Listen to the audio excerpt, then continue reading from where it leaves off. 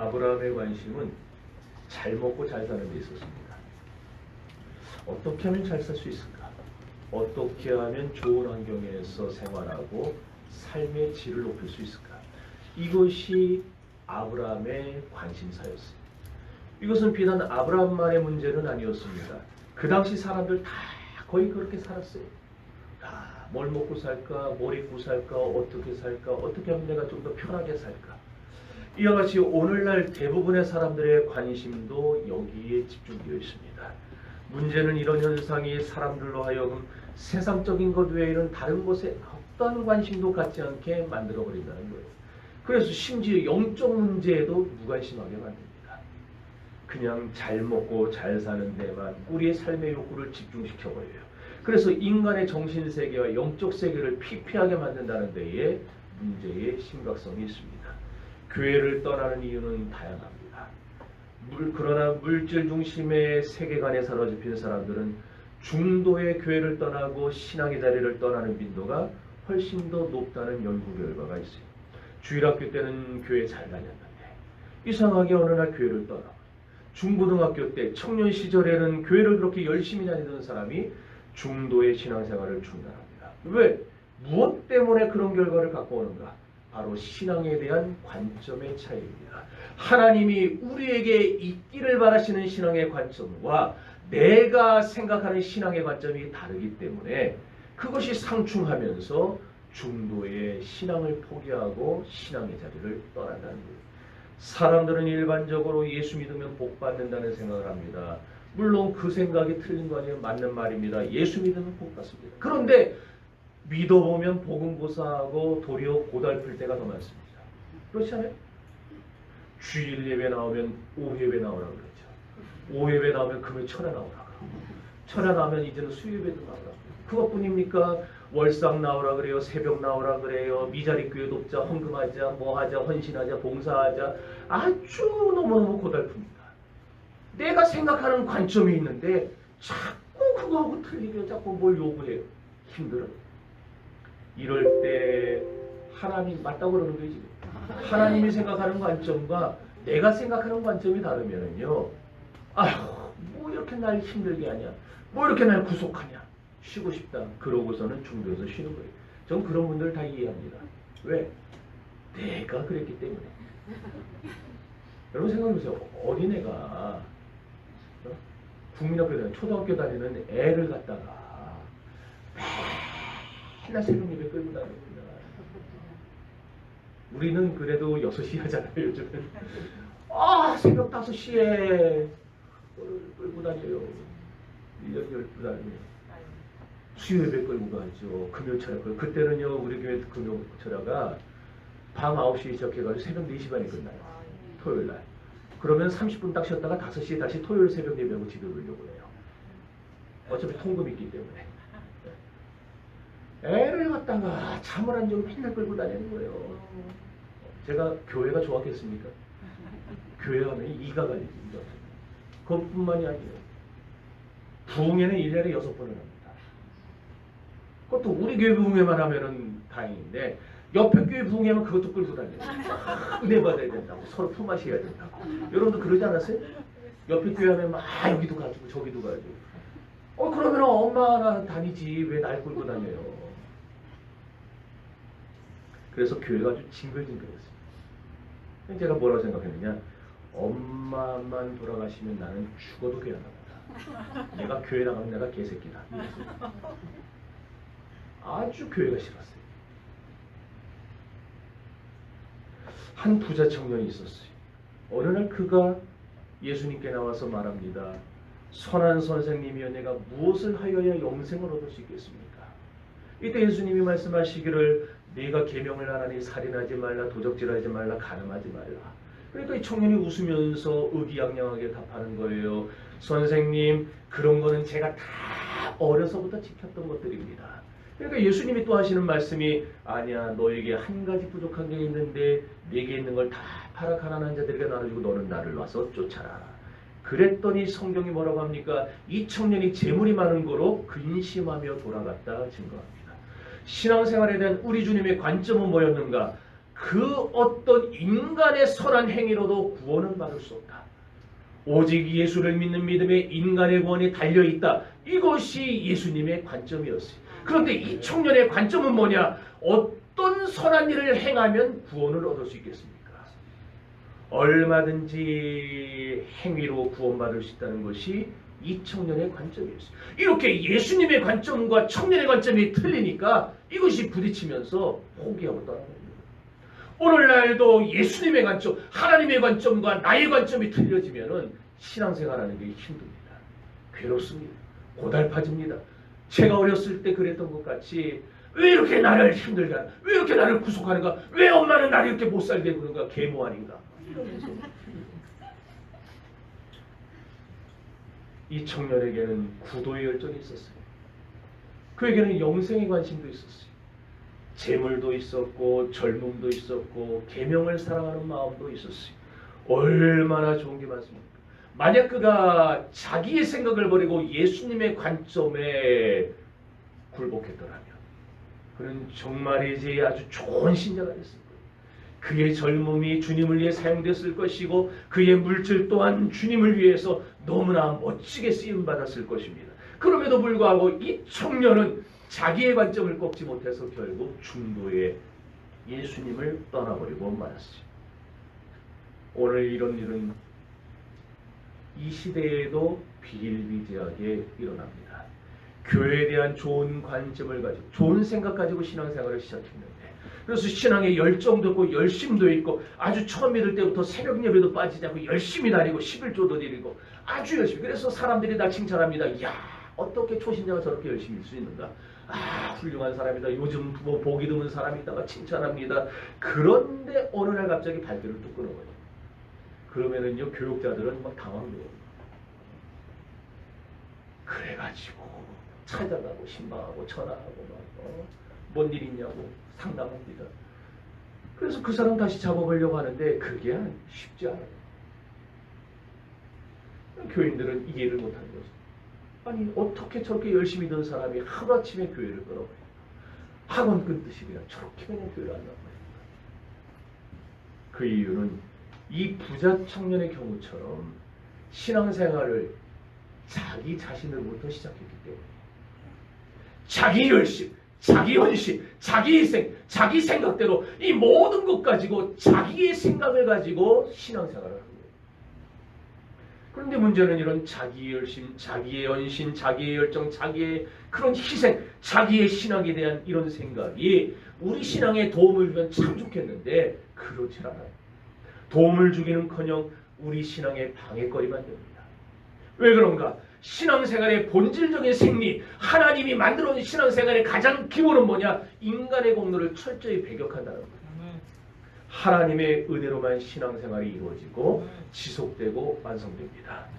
우리 한국 사람들은 1500년을 유교와 불교의 영향권 아래 살았어요.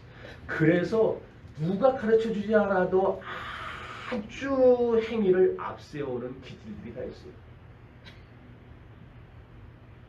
그런데 기독교 신앙이라는 것은 인간의 행위와 인간의 공로를 완전히 배제해요. 들어올 틈이 없어요. 하나님이 내게 신앙을 주시는 거예요. 내가 신앙을 갖는 게 아니에요. 하나님이 내게 신앙을 주시고 내가 하나님을 믿으러 나오는 게 아니에요. 하나님이 나를 믿게 만들어 놓으시는 거예요. 내 신앙이 내가 열심히 해서 성장되는 게 아니라 하나님이 내 신앙을 성장시켜 주시는 것이고 하나님이 내 신앙에 열매를 맺게 하시는 전적으로 다 하나님의 은혜를 앞세우는 것이 기독교 신앙이에요. 그래서 요한복음 15장 16절은 너희가 나를 택한 것이 아니요 내가 너희를 택하여 세웠다 말씀하고 있습니다.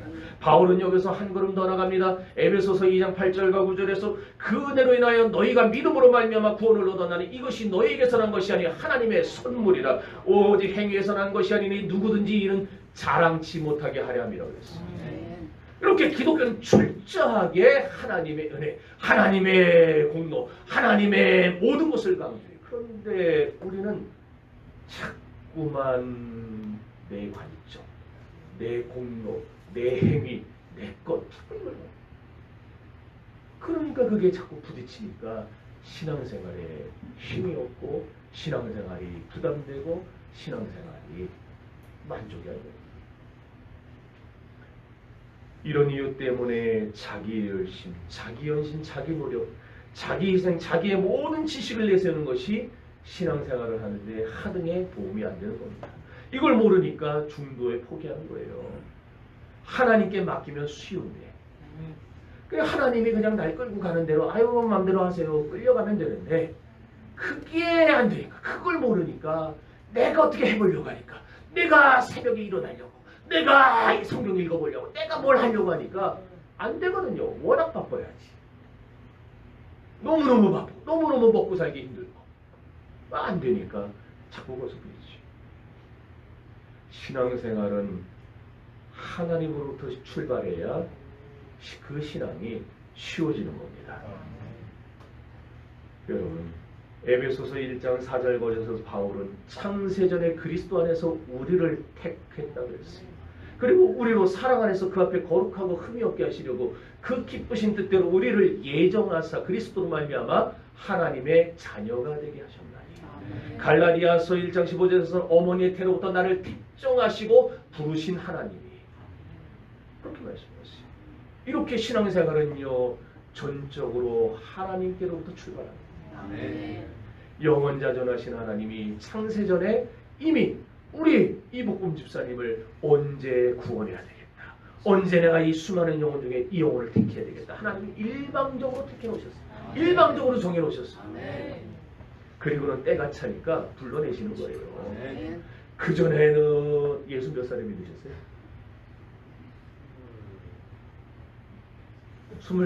25 전까지는 마음대로 세상에서 살았는데 하나님 25 딱 되니까 하나님의 구원의 때가 딱 되니까 하나님이 이제 와 그러고 딱 잡아다가 복음 안을 끌고 들어오시는 거예요.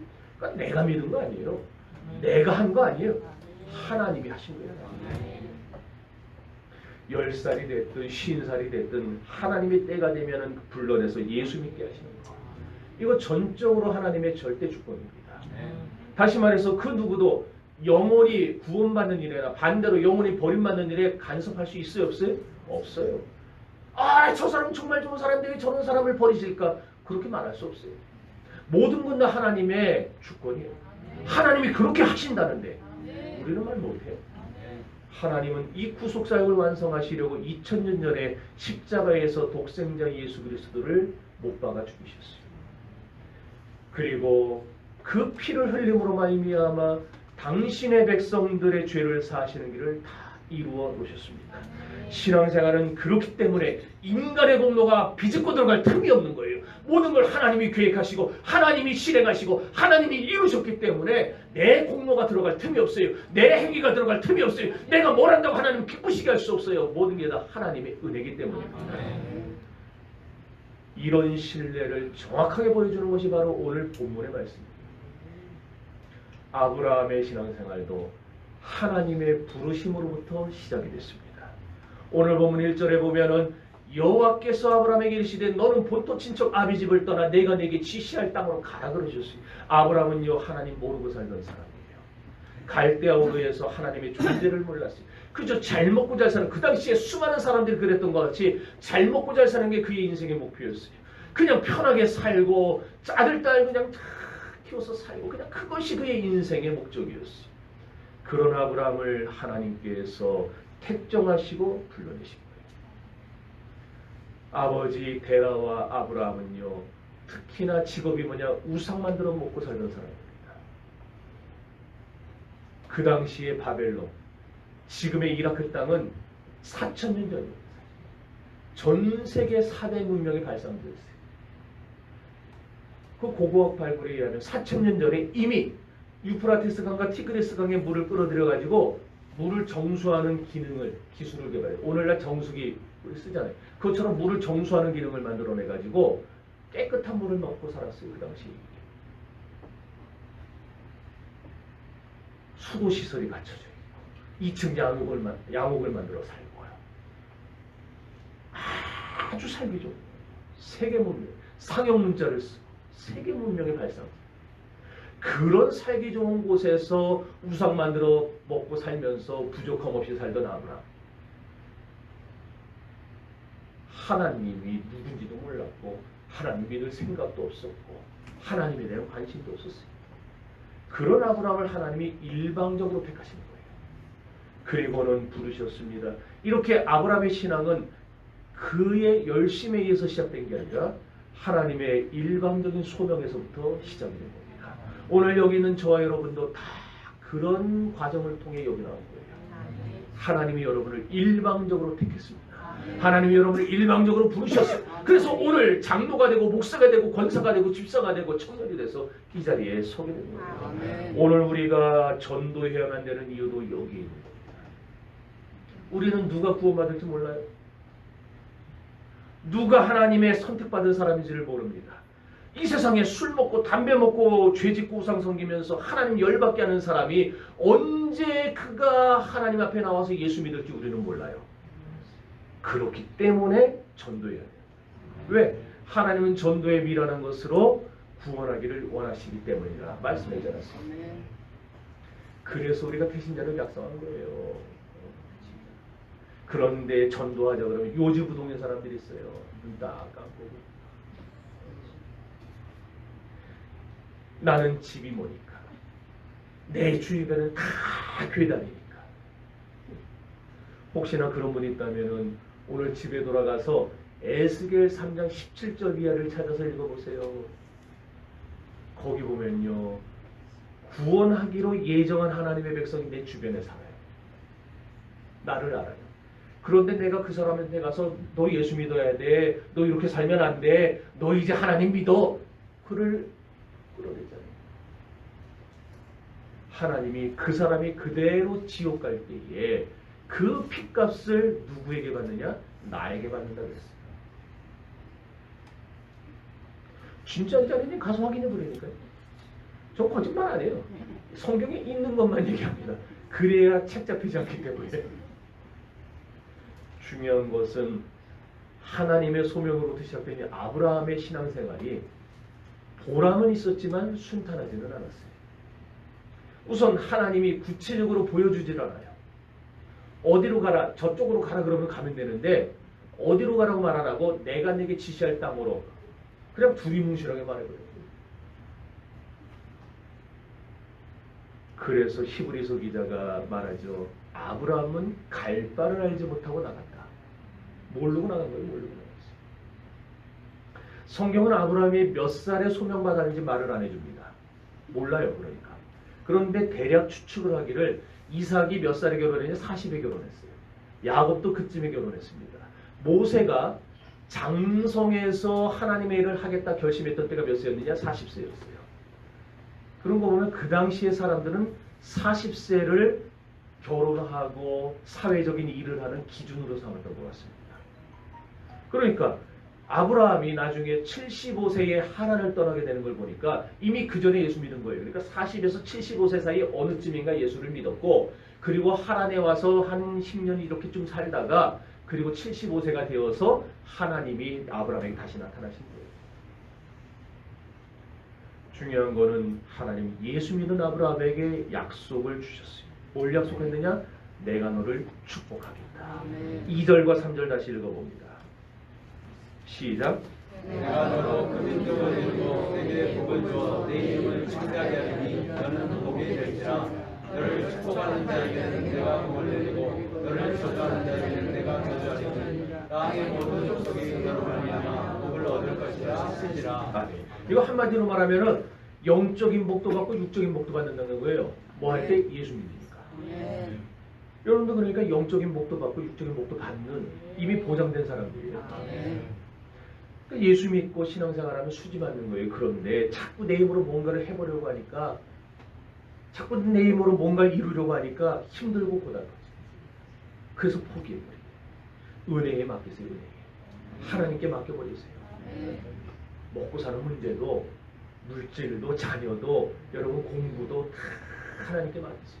그러면은 하나님이 딱 나를 사로잡아가지고 하나님이 가고자 하는 곳으로 나를 끌고 가시는 거예요. 여러분 은혜 받으면요 그렇게 안 끊어지는 술, 담배도 끊어집니다.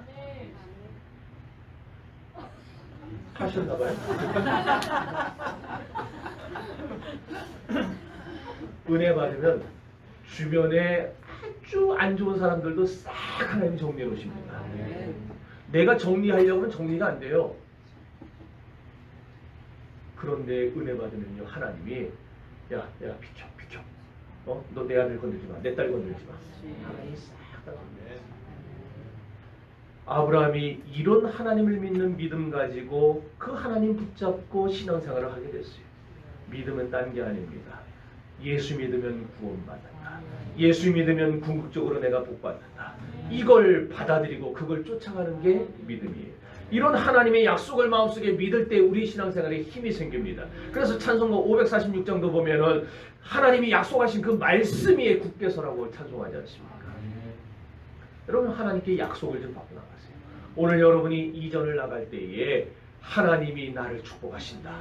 하나님이 나와 내 자녀를 축복하신다. 이런 약속을 받고 나갈 수 있기를 바랍니다. 이런 약속이 우리 신앙의 활력을 갖고 오게 하고, 이런 약속이 하나님 앞에서 우리로 하여금 강하고 담대하게 만들 거예요. 성도들이 가난 속에서 믿음을 붙드는 이유가 뭡니까? 약속을 받았기 때문이에요. 지금은 힘들지만, 지금은 어렵지만 하나님이 나를 여기서 건져내신다.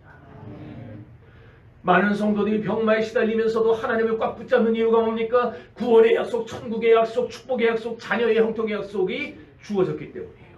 내가 지금 이렇게 어렵지만, 내가 지금 이렇게 약하지만 하나님이 나를 고쳐주신다. 하나님이 내 자녀를 축복하신다. 하나님이 우리 가정을 축복하신다. 이 약속을 받았기 때문이에요. 오늘 여러분도 그 약속 받고 나갈 수 있기를 바랍니다. 약속은 축복의 원동력이 힘입니다. 약속은 신앙의 힘입니다. 약속을 받으면 신앙에 힘이 있지만 약속 받지 못하면 신앙에 힘이 없어지는 거죠. 아브라함 전혀 갈 바를 알지 못했어요. 어디로 가야 할지, 무엇을 해야 할지, 뭘 먹고 살아야 될지 아브라함 하나도 몰랐어요. 게다가 창세기 11장 31절에 보면은 아브라함이 주도적으로 끌고 간 게 아니에요. 여러분, 우리는 아브라함이 하나님 말씀 듣고 그냥 바로 또 이렇게 그냥 자기가 떠난 걸로 생각하는데, 아브라함이 끌고 나간 게 아니에요. 누가 끌고 나갔느냐? 11장 31절에 보면 아버지 데라가 끌고 나갔어요. 어느 날 아버지한테 말하는 거예요. 그랬겠죠. 아버지, 내가 꿈을 꿨는데 하나님이 이렇게 말씀하더이다. 그랬더니 데라가 아브라함과 가족과 자녀 다 데리고 떠났어요.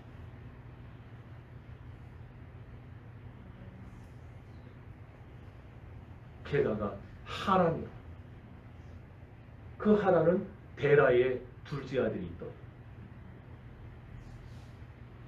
하나님은 내가 네게 지시할 땅으로 가라는데 갑자기 아브라함이 말씀을 받고 지가 주도적으로 나서지 못하고 아버지가 껴버리니까 아버지는 자기 생각대로 하란으로 가자.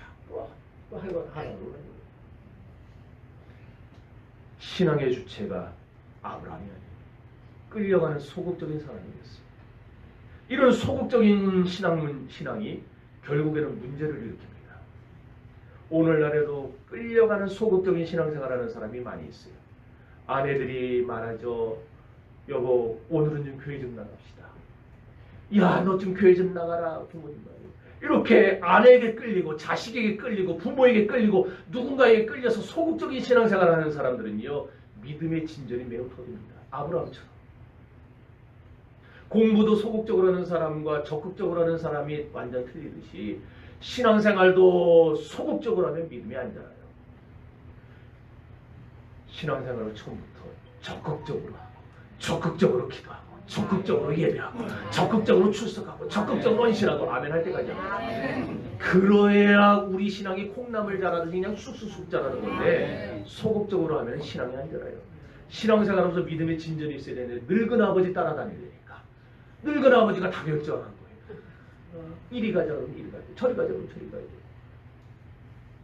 또 아버지가 걸음이나 빠릅니까? 200살이 넘었는데 천천히 걸으니까 그 뒤에서 또 아버지 뒤따라가야 된다고 또 천천히. 그러니까 신앙이 성장을 못하는 거예요. 그러니 얼마나 고달프겠어요. 이리저리 끌려다니는 일이 얼마나 힘들어요. 자기가 자기가 은혜 받아, 자기가 딱 마음에 결단하고 하면은 되는데 그게 안 되고 끌려다니니까 얼마나 그 생활이 고달프겠어요. 새벽 내내 나오세요. 왜 저럴까? 수입에 나오고 목사님 왜 딴 사람도 많은데 나한테 저러실까? 고달프구나. 대식구를 거느리고 막막한 광야를 걸어가고 있다. 얼마나 그 마음이 괴로웠겠어요. 그렇게 우여곡절 끝에 하란에 도착을 했지만 하란도 하나님이 약속한 땅은 아니었거든요. 그래서 또 정처 없이 기약 없는 길을 가야 되는가 싫었어요. 그런데 아버지 데라가 은근슬쩍 하란에 주저앉는 겁니다. 그러니까 자기도 모르게 괜히 슬쩍 같이 거기 얹어버렸어요. 아버지가 안 가시는데 내가 어떻게 하겠냐. 그러고 자기도 그냥 하란에 딱 주저앉아요. 하나님의 관점을 자신의 관점으로 덮어버렸어요. 그러니까 신앙생활이 힘들어져요. 하나님께서 가라는 길을 멈추고 눌러앉았어요. 하나님의 계획이 지체가 됐어요. 소극적인 신앙은 이렇게 믿음 성장에 도움이 되지 않습니다. 오늘날도 가정 문제나 사업 문제나 사람과의 관계 문제로 신앙의 발전을 저해당하는 사람들이 있어요. 교회 와가지고 그냥 말 한마디에 상처받아서 내가 다시 교회 나오면 내가 사람이 아니다. 아브라함처럼 현실 문제 때문에 주저앉는 사람도 있고.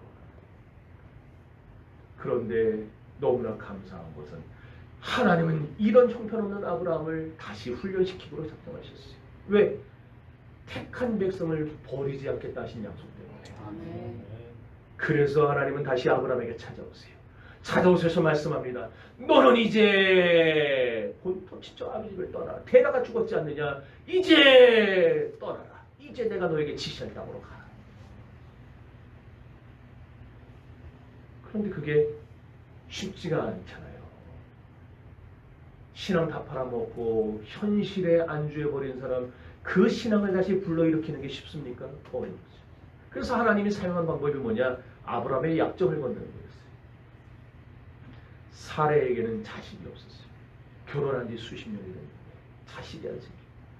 그러니까 자식 못 낳는 사례가 맨날 새벽 기도하고 새벽 예배했다는 건 없는데 제가 넣은 거예요. 그냥 어디 가서 우리 곳에 이사 갔다 그런 소리 하지 마세요. 새벽 예배를 했든 뭔 했든 뭐 기도했겠지. 했어요. 그냥 기도했어요. 하나님, 성경에 보면 새벽에 하나님 도와주신다 그랬는데 제발 좀 도와주세요. 제발 도와주세요. 아들 낳게 해주세요.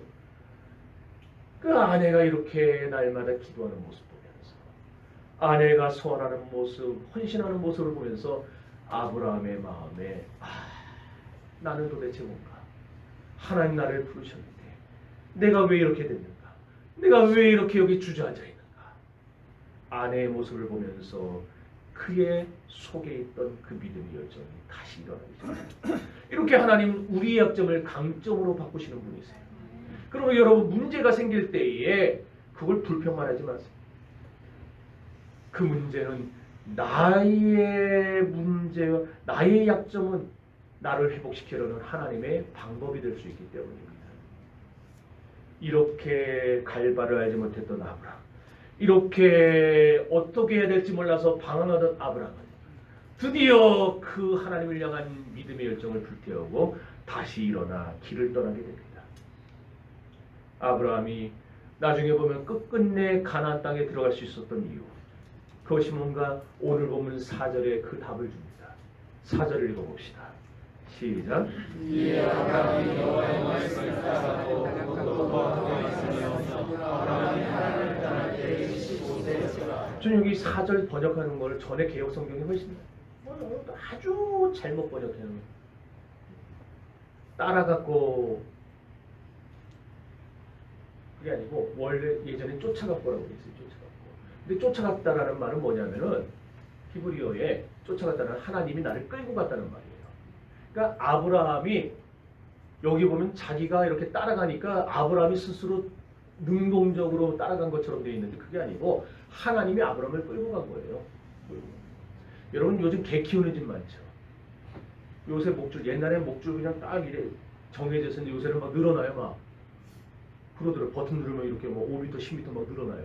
그러니까 개들이 막 지들 맞고 싶은 대로 돌아다니다가 근데 나중에 여기 다 딱 되면 어떻게 됩니까?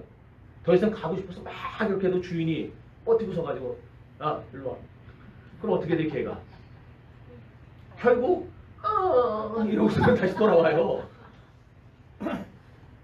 개를 키우는 집도 있는데 왜 가는 게 없네. 그렇다니까요. 우리 개 보면 그래요. 쥐가 가고 싶은 곳이 있는데 제가 막 다 봐주다가 나중에 너무 많이 돌면은 안 되거든요. 그래서 딱 잡고 일로와 일로와 그러면 그러다가 나중에 포기하고 저한테 와요. 여기 쫓아갖고 이 말이 그거예요. 하나님이 우리에게 목줄을 다 매놨어요.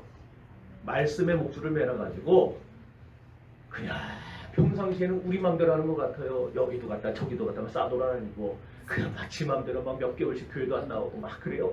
그런데 딱 하나님의 정한 그 때가 딱 되면은, 하나님이 정한 그 선이 딱 도달하면은 하나님이 더 이상 봐주지 않고 딱 잡고 안 돼, 돌아와. 그러면은 하고 돌아오게 되는 거예요. 이게. 그래서 신앙을 떠났던 사람도, 교회를 떠났던 사람도 다시 어느 때가 되면 하나님이 그 마음을 만져가지고 교회로 돌아오게 하시는 거예요. 그러니까 여러분들 가족 중에 교회 떠난 사람, 신앙의 자리 떠난 사람이 있거든요. 여러분, 하나님이 그 목에다가 말씀의 목줄을 매놨다 믿으시. 그런데 또 믿고만 있으면 안 돼요. 뭐 해야 되느냐? 기도해야 돼요. 사례처럼. 기도해야 하나님이 다 끌어당기시는 거예요. 일로 와라, 일로 와라, 일로 와라. 기도 안 하고 하나님이 하시겠지? 안 돼요.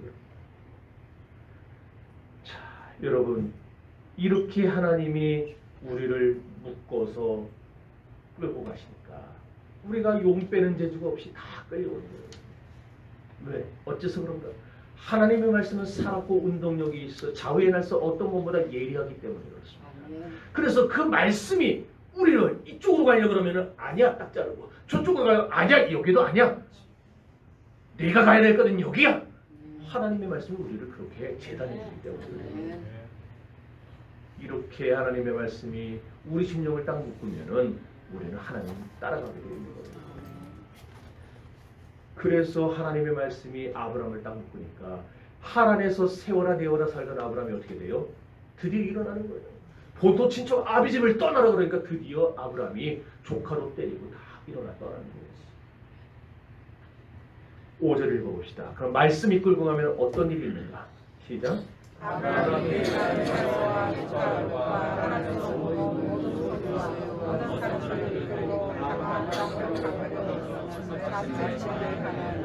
따라합시다. 마침내. 여러분 색깔 볼펜 있는 사람은 거기다가 동그라미 치든지 색칠을 하든지 막 이러세요. 나중에 성경 딱 필 때 무조건 그것만 눈에 딱 띄게. 마침내, 마침내. 아무도 안 움직이네.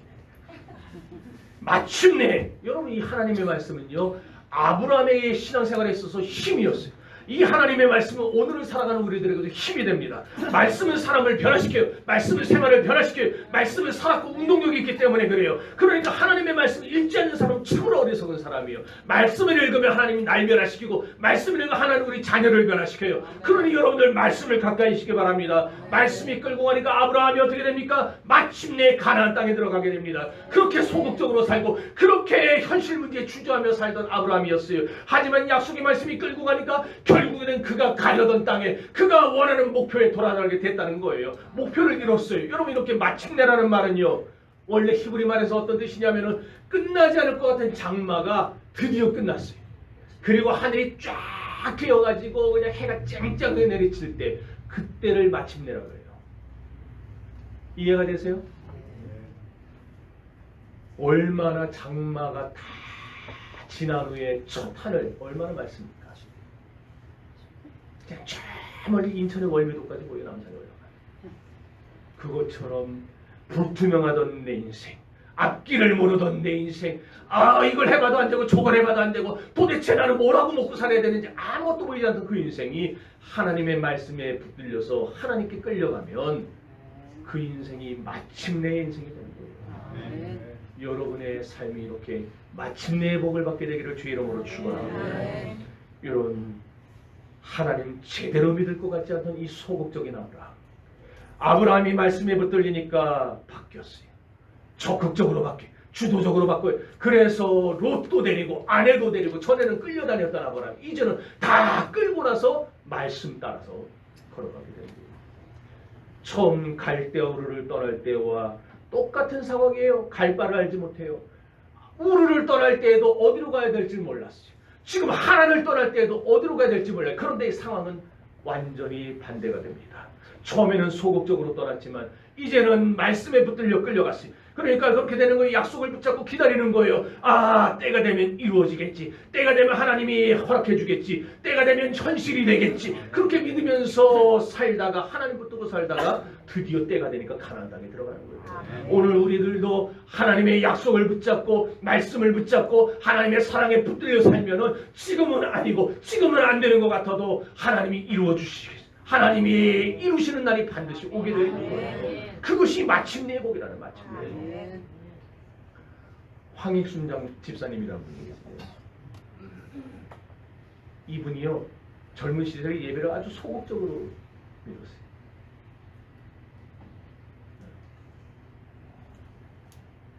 집이 교회 바로 옆에 있는데 1년에 교회를 한 30번밖에 안 나와요. 왜? 맨날 놀러 다니더라고. 그 부인 되는 집사님이 남편 때문에 허구한 날 3일 금식하고 일주일 금식하고 철야기도 하고 날마다 남편 바로 세게 해달라고 매달 이거 뭐 부인 맨날 이렇게 쪽 그냥 살이 찌지도 못하고 그런데도 신앙생활을 제대로 안 해요. 그러다가 86 아시안 게임 끝나고 그 아시아 선수촌 아파트 지금 한 40억쯤 하죠. 집이 그게 80평이 넘으니까 거기로 이사를 갔어요. 그래서 교인들이 다 뭐라 생각하느냐, 저 사람 교회 떠나려고 이사 갔다 그랬어요. 나중에 듣고 보니까 진짜로 그랬어요. 그분이 교회 옆에 제가 아주 지겨워 죽겠다고 그냥. 그래서 교회를 아예 그냥 멀리 가버리면은 교회 나오는 사람도 없겠지. 그러고 갔는데 하나님은요 그 부인이 날마다 남편이 금식하고 기도한 거를 기억을 하셨어요. 아멘. 나중에 변화되지 않을 것 같은 남편이요 변화돼서 돌아왔어요. 아멘. 교회 옆에서도 잘 안 나오던 사람이 잠실까지 가가지고 거기서 수요 예배 나오고 금요일에 나오고 거기서 나오지 않았는데 미적미적거리는 사람, 철 따라 놀러 다니기 좋아하는 사람, 하나님 은혜 받으니까 신앙의 중심으로 돌아온 거예요. 아멘. 여러분 이게 바로 마침내 신앙 마침내 신앙. 그 부인이 날마다 10년 20년 세월 기도할 때 앞이 안 보이는 거예요. 도대체 남편이 언제 변화될까? 남편이 도대체 언제 제대로 신앙생활할까? 그런데 기도하고 소망 가지고 하나님 해주시겠지. 또 기도하고 하나님 오늘 안에서 내일은 또 되겠지. 끝까지 포기하지 않고 나중에 21금식까지 했는데도 안 됐는데도 그래도 포기하지 않고 계속 기도하고 금식하니까 하나님이 결국 마침내 끌어다가 딱 해서 나중에 교회 장로가 되고 은퇴했어요. 이제. 아멘. 여러분 이 마침내의 신앙, 이 마침내라는 말이 얼마나 감격적인 말인지 몰라요. 참 이 말이 좋아요. 마침내.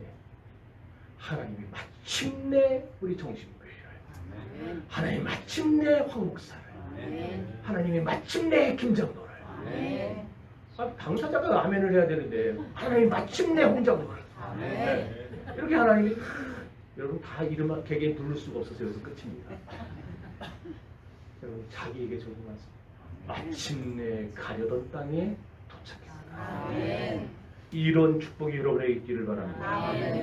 미적미적거리던 소극적인 신앙의 사람, 그런 아브라함이 마침내 복을 받았어요. 그럼 우리도 받아야 되지 않겠습니까? 여러분의 자녀들이 마침내 복을 받기를 축복합니다. 여러분도 마침내 복을 받아서 승진하기를 축복합니다. 여러분 사업이 형통하기를 축복합니다. 마침내 복을 받아서 결혼하기를 축복합니다. 마침내 복을 받아서 자녀가 없던 가정은 자녀를 품에 안기를 축복합니다. 저는 우리 정신교회 성도들이 이렇게 다 아브라함처럼 마침내 복을 받게 되기를 바랍니다. 그러기 위해서 말씀에 붙들려야 됩니다. 소극적인 신앙이 변해서 적극적인 신앙이 되려면 하나님의 말씀의 줄에 우리가 묶여야 돼요. 말씀 붙으세요. 말씀 딱 붙잡고 하나님 내게 이 약속 주셨는데 이 약속 이루어지게. 지난 12월 31일 날 말씀 카드 다 받았는데 그거 지금 여러분 어디다 처박아 놓으셨어요? 갖고 다녀요? 여러분 맨날 꺼내놓고 기도. 저는요 여기에 갖고 다녀요. 성경 그다음에 맨날 꺼내서 보는 거예요. 나의 하나님이 그리스도 예수 안에서 영광 가운데 그 풍성한 대로 너희 모든 쓸 것을 채우시리라. 약속하셨는데 채워주세요. 채워주세요. 여러분 약속받은 거 하나님 앞에 구하세요. 하나님이 마침내 주실 겁니다. 이것이 목표에 도달하는 일입니다. 그래서 이 한 주간 여러분들 말씀에 이끌려서 아브라함처럼 마침내 복을 받는 그런 복된 신앙인들이 되시기를 주의 이름으로 축원합니다.